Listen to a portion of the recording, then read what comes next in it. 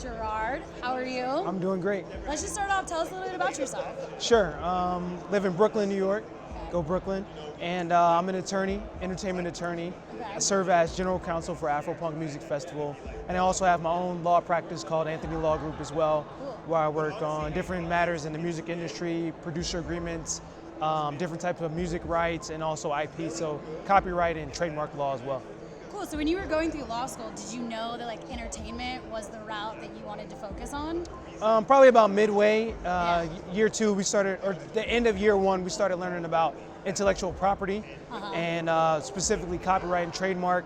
Okay. I always grew up big fan of the VH1 Behind the Music. Yeah. My parents are really big music heads, and so I would always hear these stories about such and such that had a lot of money, but then the business wasn't good, or they don't own their publishing.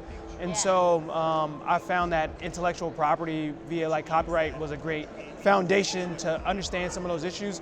And I was always big into music, just as a music fan. So it was a great way to kind of combine two things that I love, which is that part of the law and then also music, the music industry. So do you work with artists as well as event companies? I do. Mixture? I do. So in my capacity as the Anthony Law Group, I work with artists directly. Cool. A lot of up and coming artists, trying to figure it out, trying to get to that next level.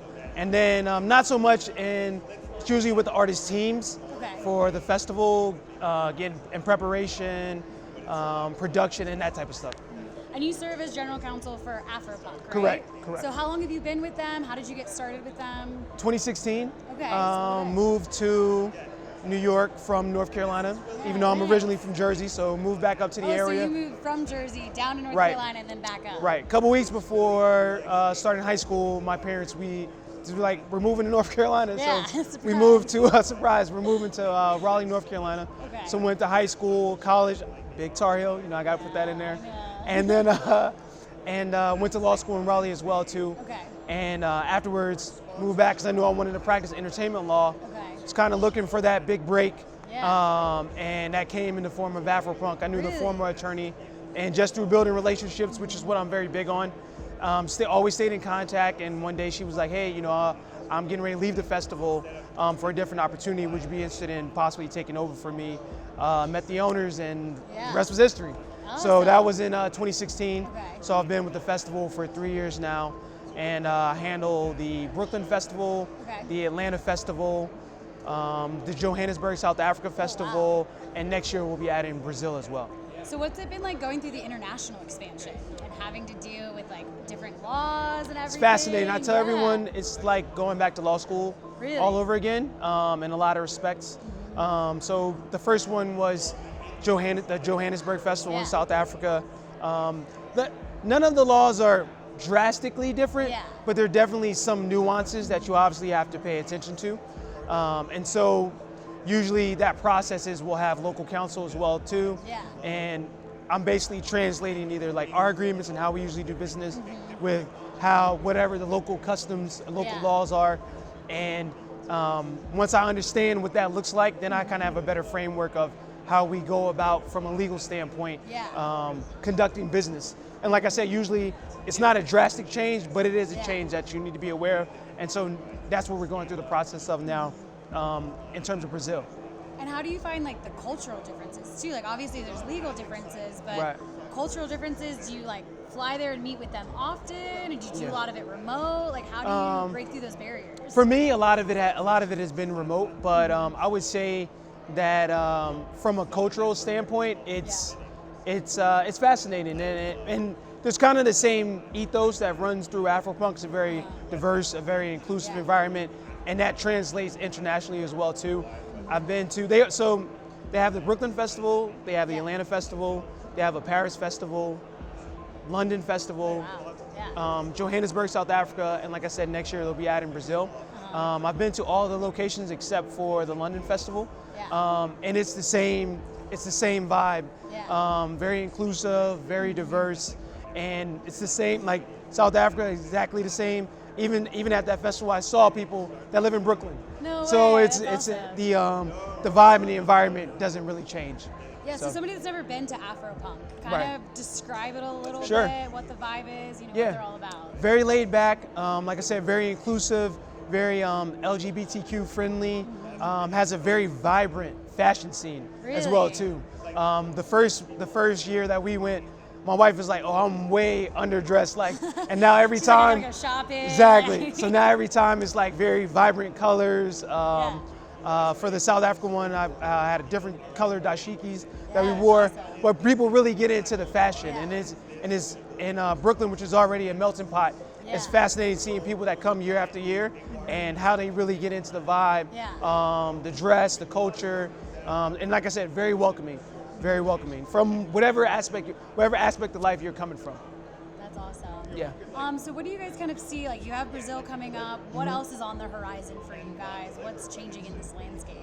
I mean, it's always just creating the best live experience for the festival goer. Obviously trying to grow in each location and perfect that festival.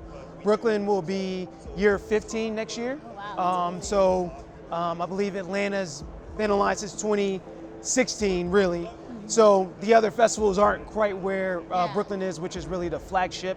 So I think it's trying to perfect those, get better every year.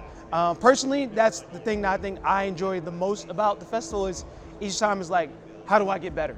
You know, from the very first one that I did, 2016, Brooklyn, you know, then after going through that process, they were like, hey, you know, we want to give you everything. We want to give you Atlanta, which is the next one.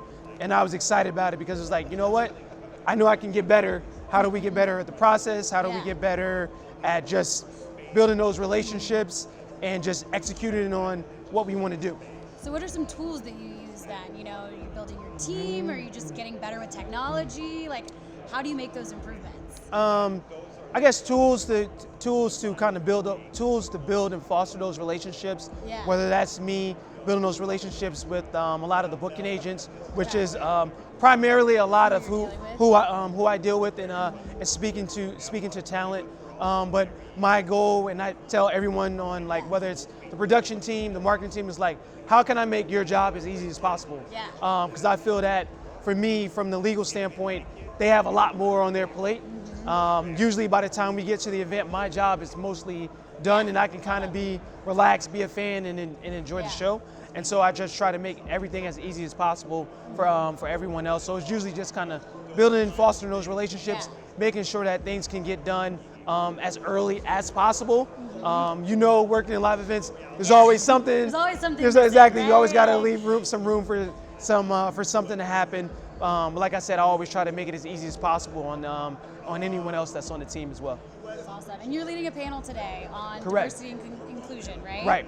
Right. So I'm moderating today. So kind of tell me, like, what made you want to moderate that, or like what direction do you hope that conversation goes today? Right. Well, so it's a really incredible group of panelists that we have. We have someone who works at Golden Voice, and she's one of the producers of Coachella, and she will speak about some of the programs that they put together at Coachella to make it more kind of inclusive, whether that's people that are coming from different types of able-bodied persons, people with hearing issues as well, the visually impaired. And then with someone else who's also on the panel, Austin, who's incredible. So Austin deals with the American Disabilities Act, and his company is making sure that festivals are compliant in that space. And even in just the introductory call that I had with him, some of the things that he was telling me were really incredible, whether that's the closed caption and making sure people can follow or sign language you would never think about because it just doesn't occur to you as someone that has a full able-bodied person. And so it's really fascinating. And then another panelist also produces the Pride events, and it's near and dear to me because I went to my first Pride event this year, New York Pride, and that's massive, isn't it? Very massive, and then like I said, very cool experience. And so I just hope that we can kind of speak to people coming from all these different type of communities and how promoters out there can kind of include some of that in what they're building at their own respective events. Yeah, that's amazing. And this is your first XLIVE, right? First XLIVE. So what's kind of one thing that you're hoping to walk away from all of this? I think how to build on, I guess, what I've already been doing, but then just thinking outside of the box, or how, actually I should say, we just came from a panel, how to rearrange the box. Rearrange the box. Exactly. And like I said, even just from last night at the welcome reception, so many different things that are happening in tech. And it's interesting how there's different kind of like threads that weave through all of these different things, whether you're in production, whether you're a talent buyer, whether you're an attorney. It's like, how do we do what we do more efficiently? And I think that's really kind of one of the things that I'm hoping to gain from it, in addition to just building relationships. There's people here from really all over the world. It's incredible. And all over the world, they're kind of trying to solve the same problems. So just a different perspective, really. Yeah, perfect. I think that's a good one to end it on, Okay, right? perfect. I thought that was great. Thank you. Thanks for next time.